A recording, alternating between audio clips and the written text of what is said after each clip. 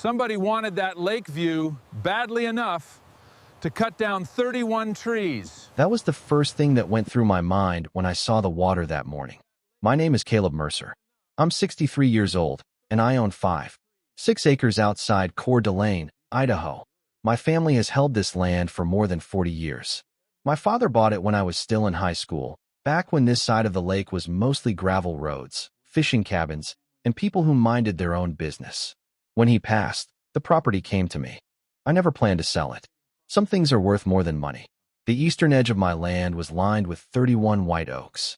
My father used to call them the guardians of the property. Every fall, I photographed them when the leaves turned gold and copper. They weren't just trees. They were part of the reason I never sold the land after inheriting it. They marked the boundary, provided privacy, and reminded me of every season I had spent there. They weren't decorative landscaping. They were part of the property itself. Some were older than I was. The youngest was probably around 65 years old. The oldest was closer to 82. Every fall they turned gold and copper. Every summer they cast shade across the fence line. And every day they formed a natural wall between my land and the large lakefront homes beyond. I had walked past those trees thousands of times. That is why what happened next felt so wrong. It was late March.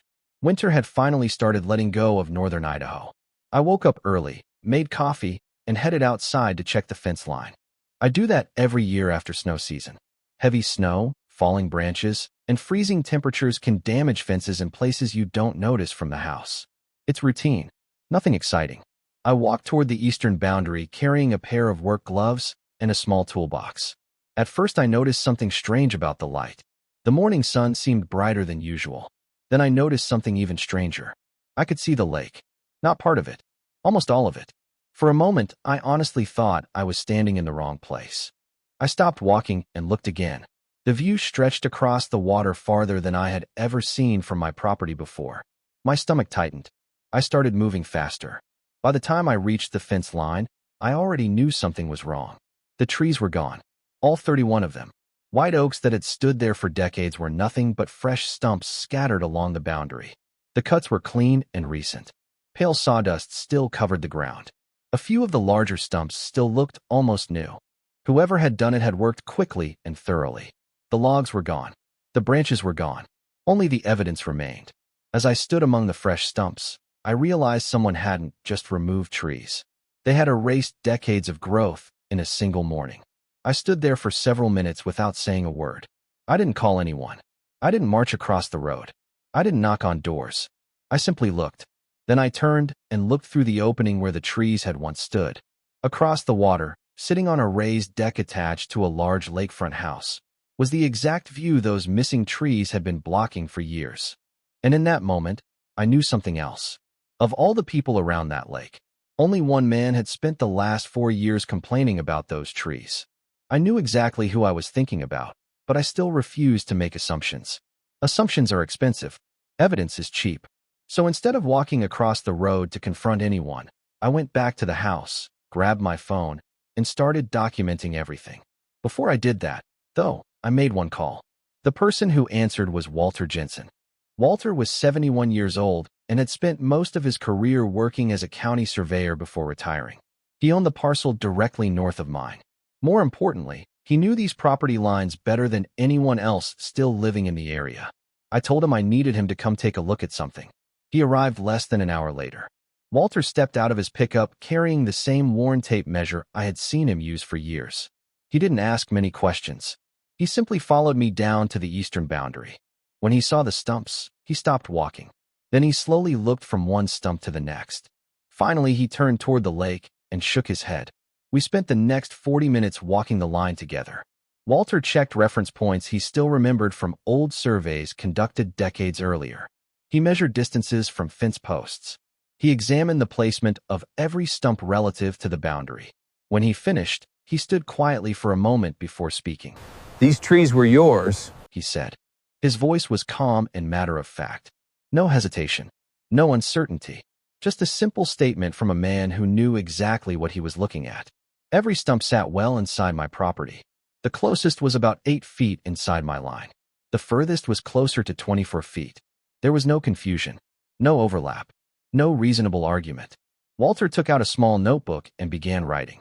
Date, time, location, measurements, observations. When he finished, he signed the page and handed me a copy. I thanked him and slipped it into a folder I had just created that morning. It was the first document in what would become a very large file. After Walter left, I spent the rest of the day collecting information.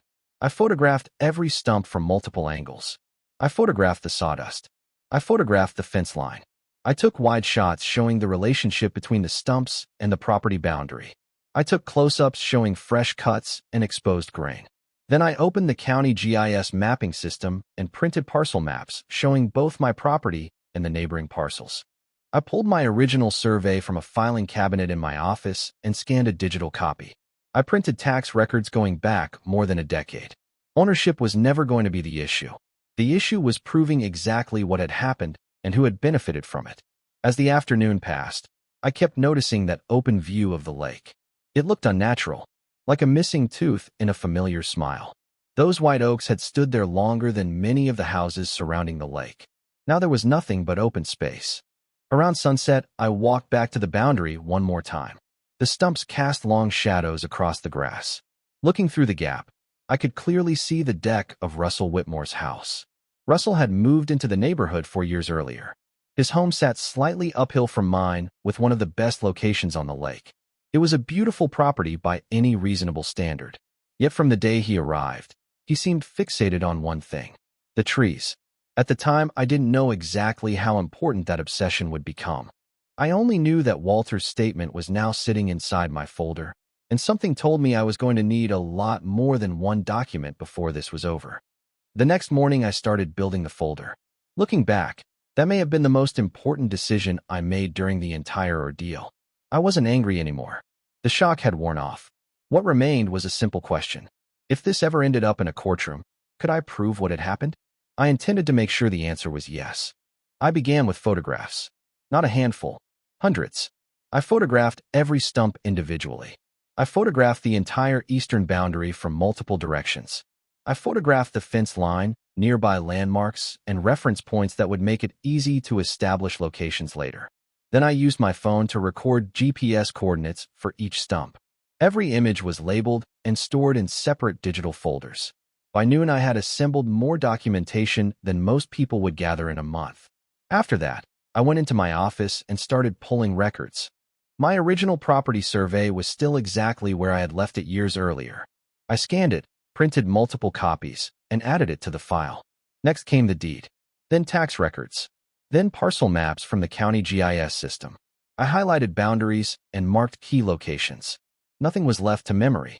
Everything went on paper.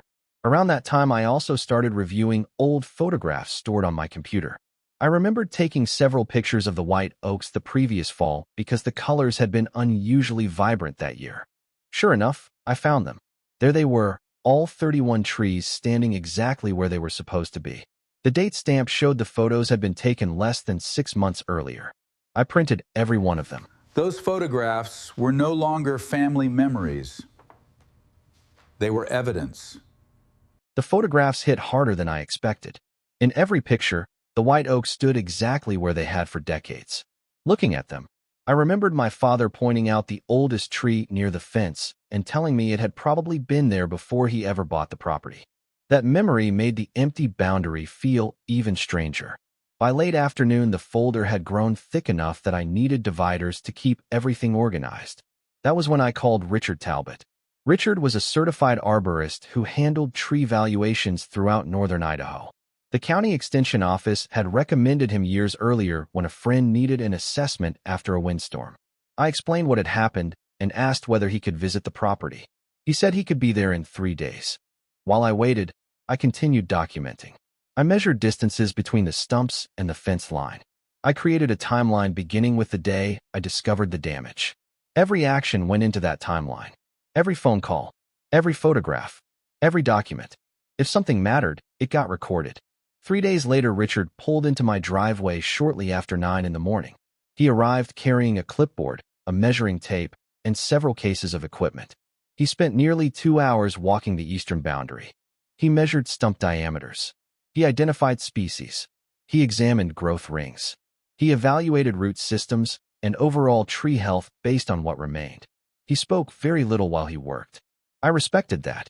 Professionals who know what they're doing usually don't feel the need to fill silence.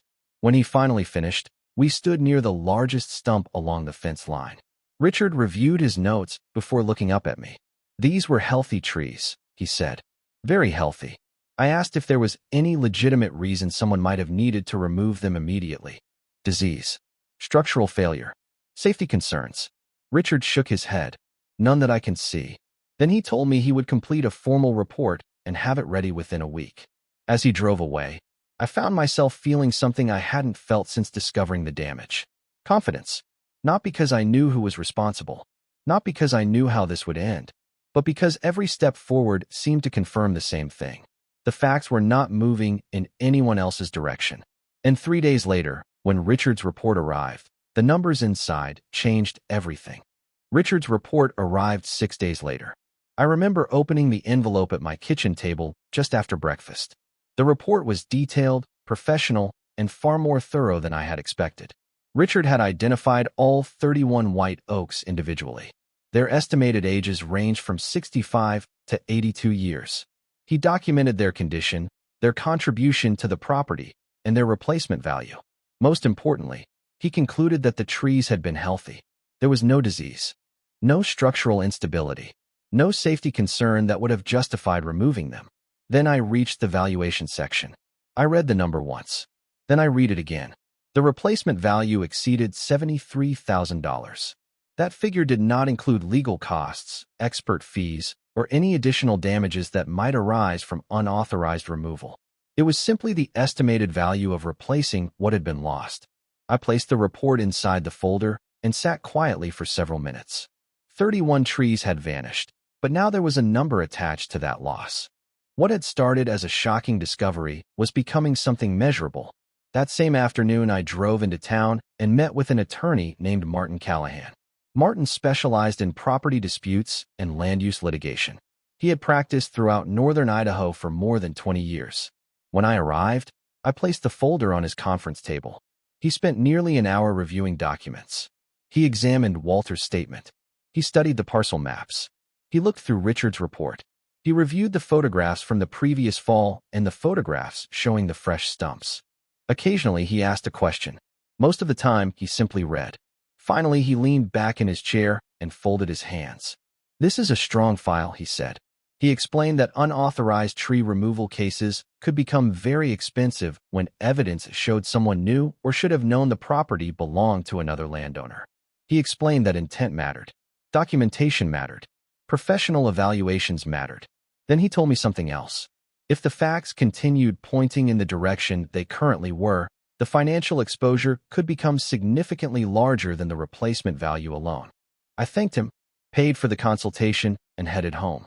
For the first time since discovering the stumps, I felt like I understood the scale of what had happened. The folder was no longer just a collection of records. It was becoming a case. 3 days later, I was sitting on my porch drinking coffee when I saw Russell Whitmore walking across the road toward my property. He moved with the relaxed confidence of a man who believed he was about to settle a minor misunderstanding. I set my coffee down and waited. Russell stopped near the edge of my yard. I walked down to meet him, but stayed on my side of the property line. He smiled and opened the conversation as though we were discussing the weather. He said he had been meaning to stop by.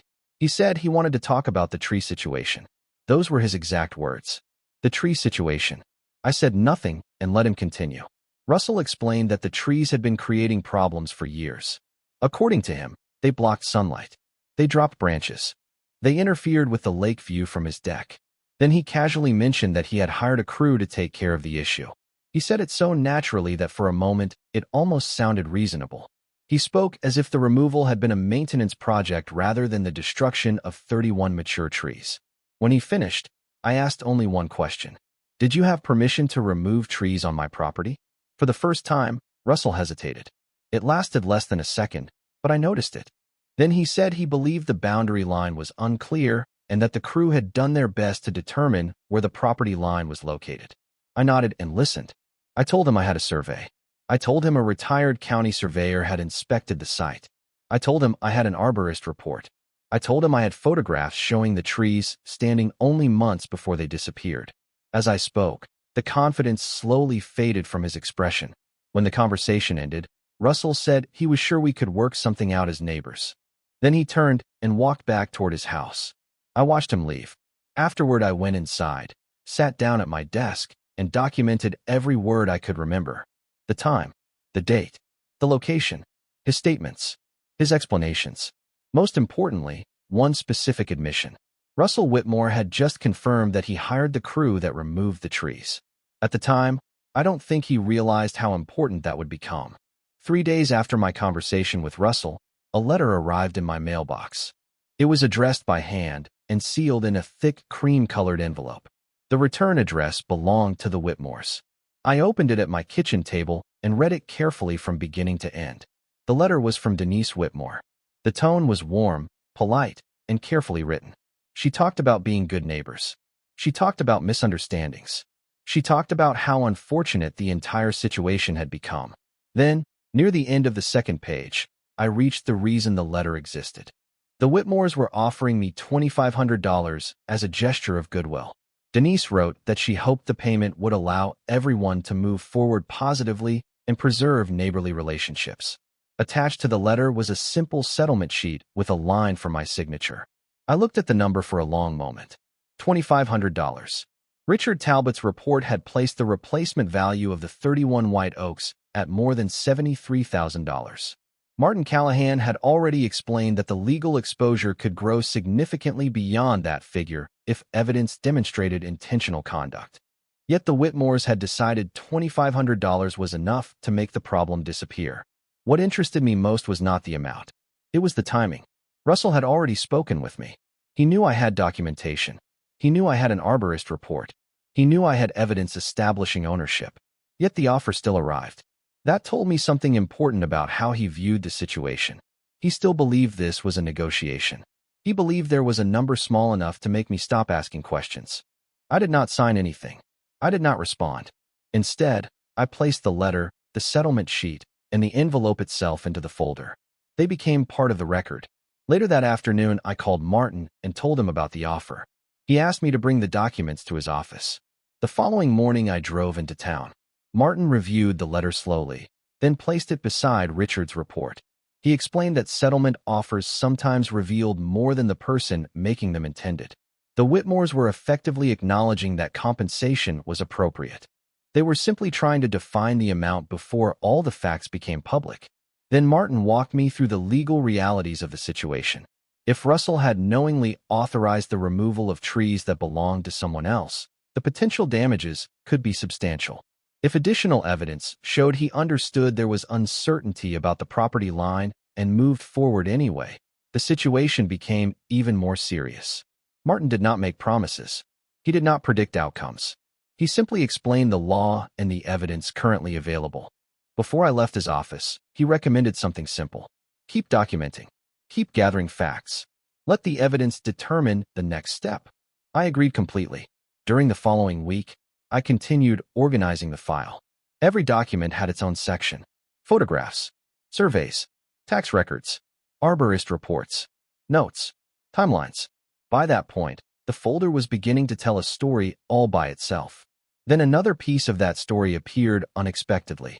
One afternoon, while reviewing everything I had collected, I realized there was still one question I could not answer. Who exactly had removed the trees? Russell had admitted hiring a crew, but I did not know who they were. I decided it was time to find out. Through a local equipment rental company, I eventually traced the job to a small independent tree service that worked throughout the county. A few days later, I arranged a meeting with the owner. What he told me would become one of the most important pieces of evidence in the entire case. The owner of the tree service agreed to meet me at his shop on the edge of town. His name was Travis Miller, and he had been running seasonal tree and land clearing jobs across northern Idaho for years. When I arrived, I introduced myself and explained why I was there. I told him I owned the property where 31 white oaks had recently been removed. The moment I said that, his expression changed. Not dramatically, just enough for me to notice. Travis invited me inside, closed the office door, and listened while I explained the situation. I made it clear that I wasn't there to threaten anyone. I wasn't interested in arguments. I simply wanted to understand what instructions had been given before the work was performed. Travis sat quietly for a moment before answering. Then he told me exactly what had happened. According to him, Russell Whitmore had personally walked the property with the crew before the job began. Russell pointed out the trees he wanted removed. Travis said he specifically asked whether the trees belonged to Russell because several of them appeared close to a property boundary. Russell assured him they were on his land. Not near his land. Not partially on his land. On his land. Travis said he would never have accepted the job if he believed the trees belonged to someone else. He had asked the question because he wanted clarity. Russell had provided that clarity, or at least what appeared to be clarity at the time. I asked whether he would be willing to put that statement in writing. Travis looked at me for several seconds before nodding. He understood the situation immediately. If the dispute ended up in court, the truth about those conversations would matter. A few days later, Martin prepared a formal witness statement. Travis reviewed it carefully, signed it, and returned it. The statement confirmed that Russell had represented the trees as his own before authorizing their removal. I added the document to the folder. By then, the evidence was beginning to fit together with remarkable consistency. Every new fact seemed to point in the same direction. Still, something else was bothering me. Russell had repeatedly claimed that the boundary line was unclear. That explanation never sat right with me. If he genuinely believed there was uncertainty, why not contact me before hiring a crew? We had spoken before. He had my phone number. We lived across the road from each other. The answer arrived almost by accident. One evening, while searching through old messages on my phone, I found a text exchange from several months before the trees disappeared. The message came from Russell. He wrote that he wanted to discuss some vegetation near the shared boundary whenever I had time. At the time, I was busy with several consulting projects and replied that we could talk in the spring. Russell never followed up. Instead, he hired a tree crew. I stared at the screen for several minutes. The significance was obvious. Russell knew exactly how to reach me. He had already started a conversation about the trees. He had already identified them as a topic requiring discussion. Then, without waiting for that discussion to happen, he moved forward on his own. I immediately took screenshots of the exchange and emailed copies to Martin. The next morning I printed them and added them to the folder. That folder was becoming difficult to close. Every section seemed to strengthen the next.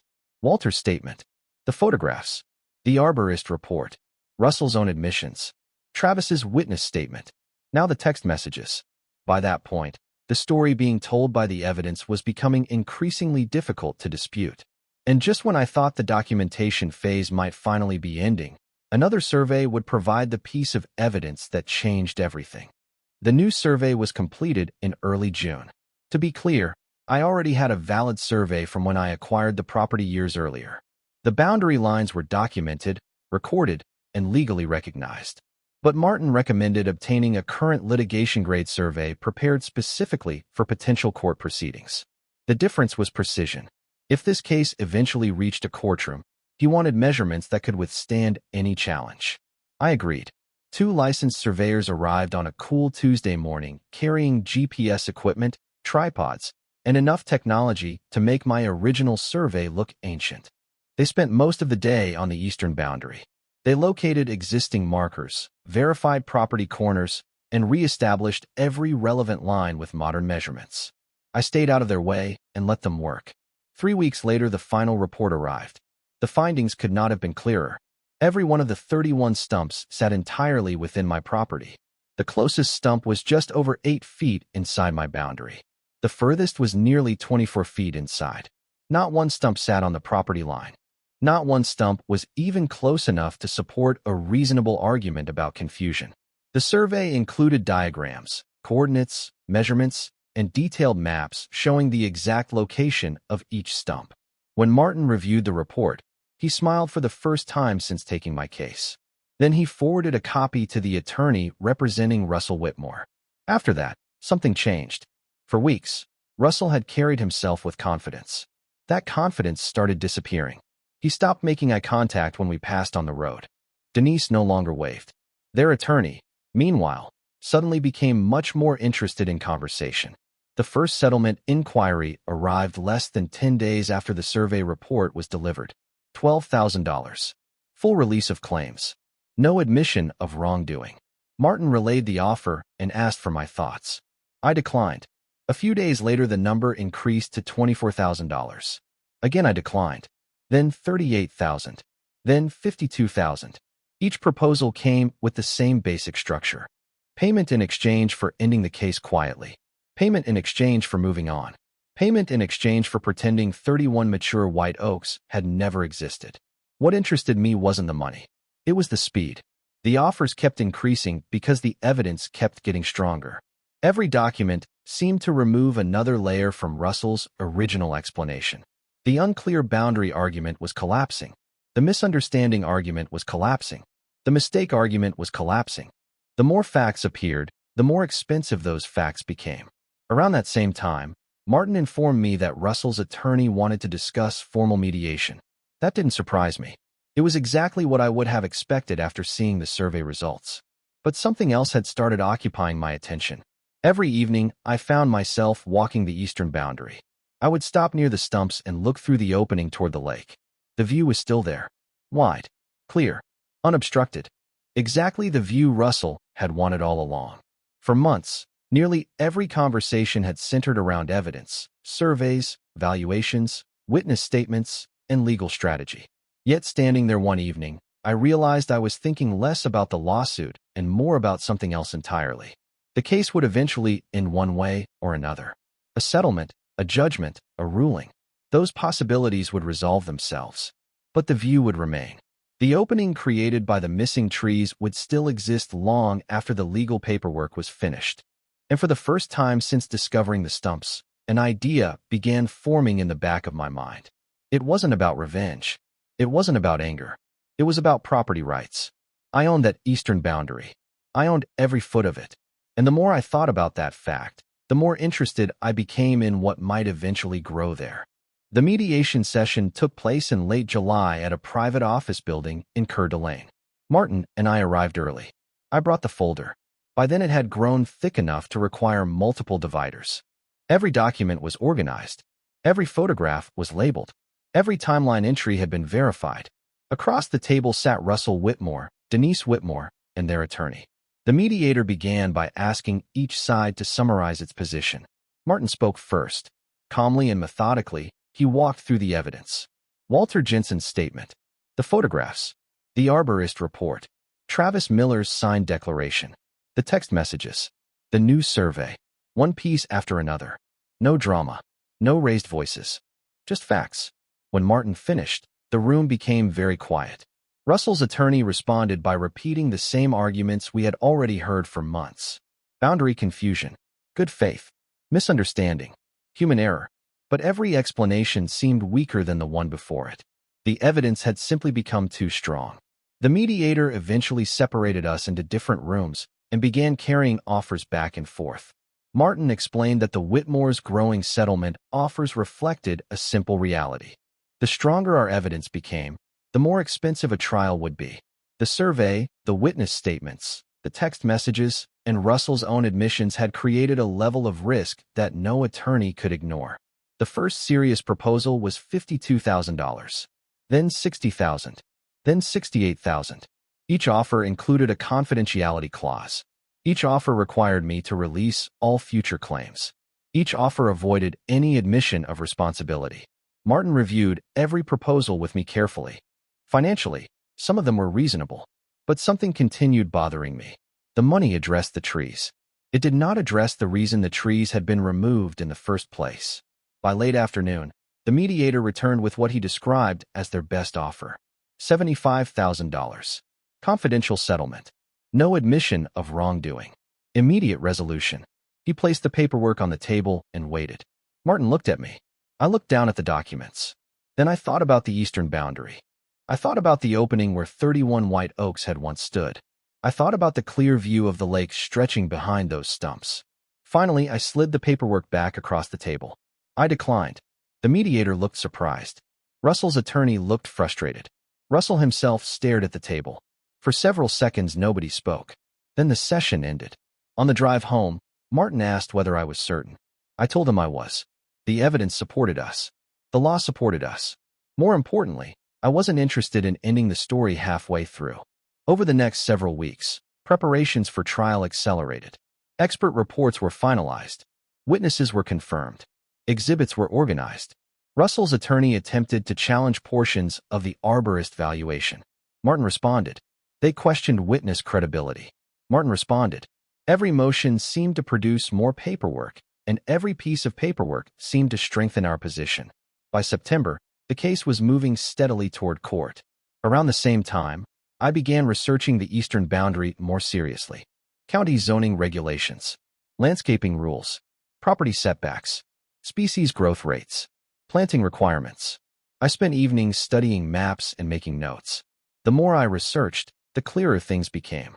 Everything I was considering was entirely legal, entirely permitted, entirely within my rights as a property owner. I said very little about those plans. Even Martin only knew part of what I was thinking. What mattered was that the idea continued growing stronger. By the time the trial date arrived, I was no longer focused solely on winning the lawsuit. I expected the evidence to take care of that. What occupied my attention now was something much larger. Russell Whitmore had spent years wanting a better lake view. Soon, a judge would decide how expensive that decision had become. But after that, I intended to decide something else. The trial took place on a Thursday morning in late September. By then, I had spent months preparing. Every document was organized. Every photograph was labeled. Every witness knew exactly what they had observed. Martin had built the case carefully, one piece of evidence at a time. When the proceedings began, there were very few surprises. Walter Jensen testified about the property line. Richard Talbot testified about the white oaks, their condition, and their replacement value. Travis Miller testified about the instructions he had received before removing the trees. The survey reports were entered into evidence. The text messages were entered into evidence. The photographs were entered into evidence. One by one, the facts formed a clear picture. Then Russell Whitmore took the stand. Under questioning, he acknowledged that he had never obtained a survey before authorizing the work. He acknowledged that he never asked for my permission. He acknowledged that he had my phone number. He acknowledged that he had considered discussing the trees with me before deciding not to. Most importantly, he acknowledged that he moved forward without confirming ownership of the trees. By the end of the day, the judge had heard everything she needed to hear. Her ruling came later that afternoon. She found that the 31 white oaks were located entirely on my property. She found that Russell had authorized their removal without permission and without adequately confirming ownership. She accepted the replacement valuation presented by Richard Talbot. She found that the conduct met the standard for intentional property trespass under Idaho law.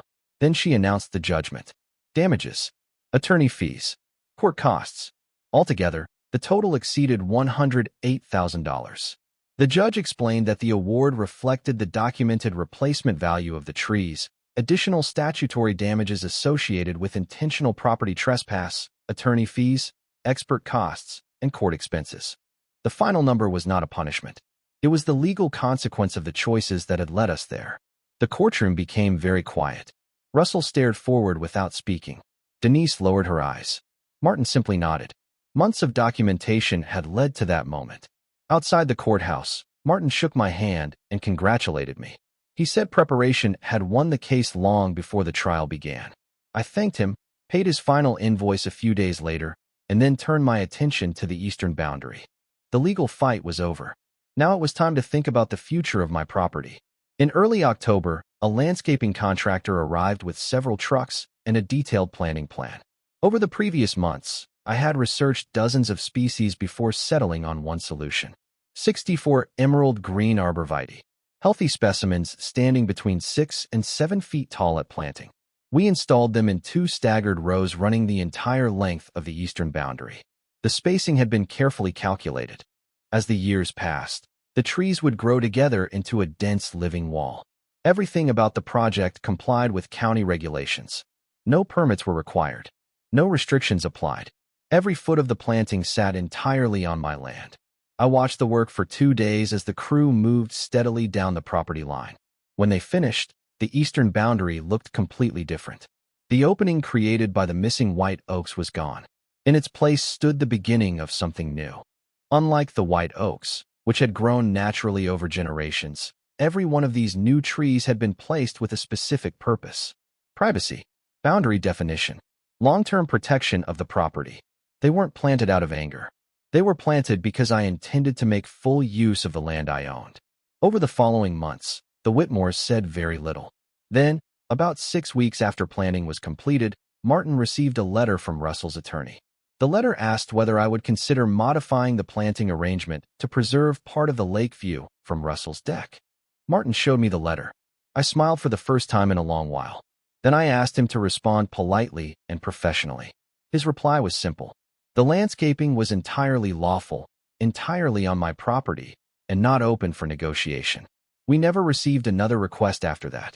Today, those arborvitae continue growing exactly as planned. Each year they become taller, thicker, and more complete. The eastern boundary once again provides privacy and separation, just as the white oaks did for decades. Sometimes, during my morning walks, I stop near the fence line and look at what has grown there. I still miss the original trees. You cannot replace 80 years of history. You cannot recreate decades of growth overnight. But you can move forward. You can protect what belongs to you. And you can make sure that actions have consequences. Russell Whitmore wanted a better lake view badly enough to remove 31 mature white oaks. In the end, that decision cost him more than $100,000. And after all of that, he got to enjoy the view for only a single season.